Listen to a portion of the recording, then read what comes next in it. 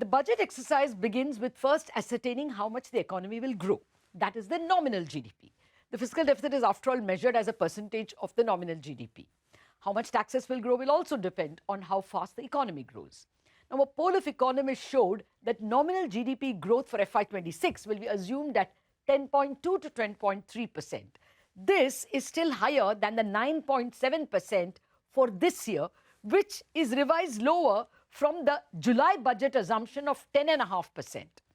What will this mean in terms of actual GDP number? The current year, that's FY25 nominal GDP, has been calculated by the MOSPI, the Ministry of Statistics, at 324.1 trillion rupees, less than the 326.3 trillion rupees assumed in the July budget. A 10.3% growth over 324 trillion rupees works to about 357.2 trillion rupees. All economists expect the government will stick to fiscal discipline and bring down the fiscal deficit to 4.4 to 4.5% of GDP. This will be easier, some say, because they expect even the current year's fiscal deficit to be lower than the budget estimate of 4.9%. Now, a fiscal deficit of 4.4 to 4.5% of a GDP number of 357 trillion means actual deficit will be about 16 trillion rupees. 70% of this is borrowed from the market. That will be 14 trillion. The bond market is absolutely comfortable with that number. Now, deficit is revenue collection minus expenses. So what are the tax revenue and expenditure assumptions of the market? Gross tax revenues are seen growing just slightly faster than the nominal GDP at a pace of 10.7% to 42.2 trillion rupees.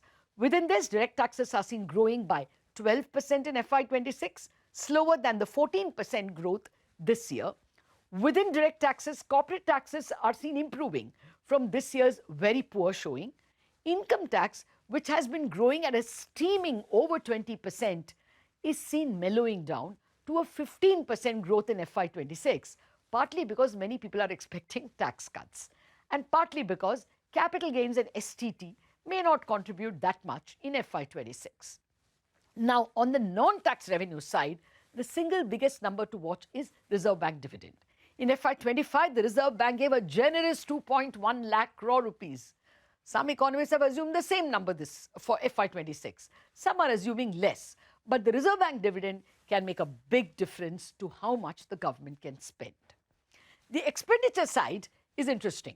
Every economist agrees that the government won't be able to spend the 11.11 trillion rupees budgeted as capital expansion for FY25. Capex was budgeted to grow by 17% this year, but the actual growth will perhaps turn out to be, say, 6.5%. On this lower base, economists expect the government will budget a 10% higher capex in FY26 to touch 11.1 trillion rupees. The cutback in capex is also needed if the lower fiscal deficit target has to be met. Now, economists are divided on this issue. Some want or even expect the government to keep pressing the capex pedal. Others say the government will recognize the K-shaped recovery and increase revenue spending instead on incentives like, labor-intensive manufacturing, for employment subsidies that were announced in the last budget, credit for MSMEs, promoting rural housing programs like PM Awas Yojana, and a sustained focus on food supply chains. Many want that. Finally, the big macro factor to watch out for will be the shift from fiscal deficit to debt to GDP as a parameter, which means from the next year, we won't be able to watch out for a fiscal deficit number. Will there be some other guidance on debt to GDP goals?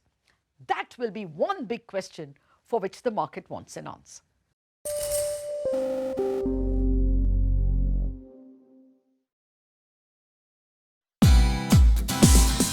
Thank you for watching us on CNBC TV18. For all news and updates, subscribe to our YouTube channel and watch us on all social media platforms.